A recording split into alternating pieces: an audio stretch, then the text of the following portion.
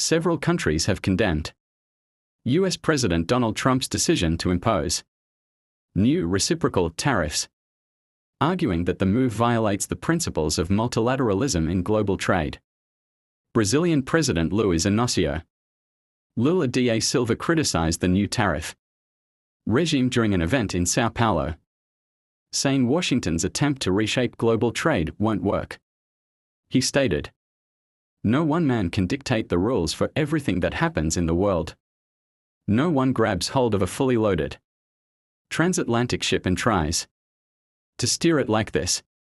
Lula also pointed to the contrast between the US's historical opposition to protectionism and its current approach, which he described as protectionist and unilateral. A new poll released by Brazilian research firm Quest revealed a sharp decline in Brazilian public opinion toward the United States. The survey showed that 41% of Brazilians now hold a negative view of the US, up from 24% in March 2024. Favorable views dropped from 58% to 44%, marking a significant shift in perception. Meanwhile, in Namibia, the government also voiced its disapproval.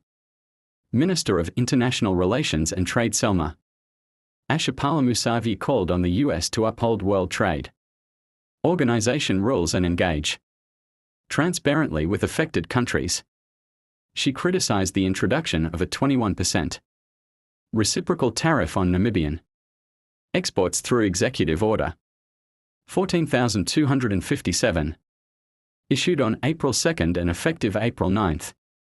The minister noted that Namibia was not consulted prior to the decision, which she said goes against the principles of fair international engagement. Don't forget to subscribe.